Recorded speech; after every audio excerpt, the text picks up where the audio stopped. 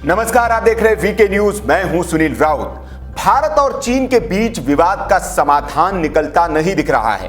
चीन बातचीत में समझौते की बात तो करता है, लेकिन जैसे उसकी आदत है वो पीछे से पीठ में छुरा घोंपने की तैयारी भी कर रहा है।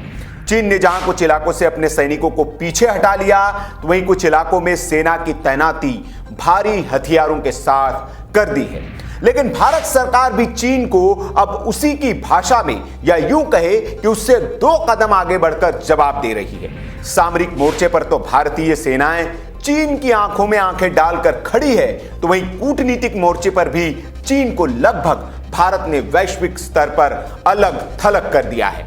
दुनिया के बड़े बड़े देशों को चीन फूटी आंख भी नहीं सुहा रहा है।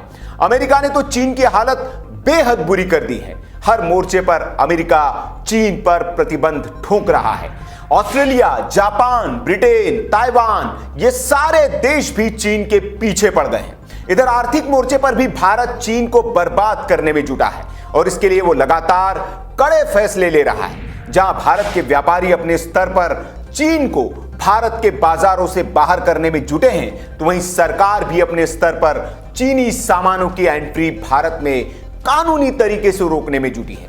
भारत सरकार के ताजा फैसले के तहत सरकारी खरीद में अब चाइनीज कंपनियों की एंट्री बैन कर दी गई है। जी हां, मतलब अब केंद्र और राज्य सरकार की ओर से किसी भी तरह की सरकारी खरीद में चाइनीज कंपनियां बोली में शामिल नहीं हो पाएगी।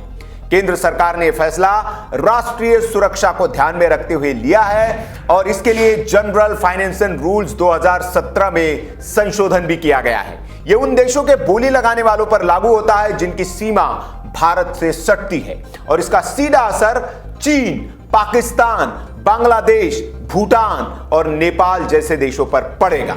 आपको बता दें कि इससे पहले सरकारी खरीद में चाइनीज कंपनियों का बोलबाला रहता था। व्यय विभाग ने नियमों के तहत भारत की रक्षा और राष्ट्रीय सुरक्षा को मजबूत करने के लिए सार्वजनिक खरीद पर एक विस्तृत आदेश जारी किया है।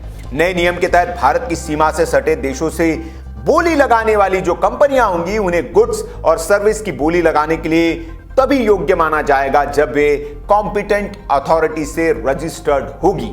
कॉम्पिटेंट अथॉरिटी का गठन department for promotion of industry and internal trade यानी कि DPIIT की तरफ से किया जाएगा। इसके लिए विदेश और गृह मंत्रालय से भी मंजूरी जरूरी होगी।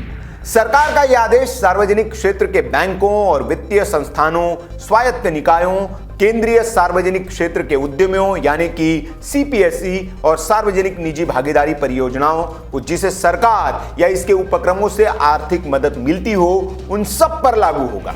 केंद्र ने राज्य सरकारों के मुख्य सचिवों को लिखित आदेश जारी कर दिया है और कहा है कि राज्य सरकारें भी राष्ट्रीय सुरक्षा में अहम रोल निभाती है। ऐसे में सरकार ने संविधान के आर्टिकल 257(1) को लागू करने का फैसला किया है। मतलब केंद्र सरकार का यह आदेश राज्य सरकार और सनटेट अंडरटेकिंग के प्रोक्योरमेंट पर भी लागू होगा।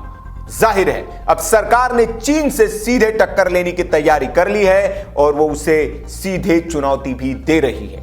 चीन अपने चालबाजियों से बाज नहीं आ रहा है, इसलिए भारत अब उसे उसी की भाषा में समझाएगा।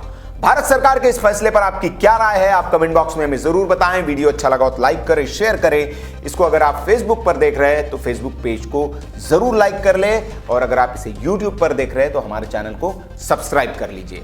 वीडियो देखने के लिए आपका बहुत बहुत आभार। जय हिंद, वंदे मातरम।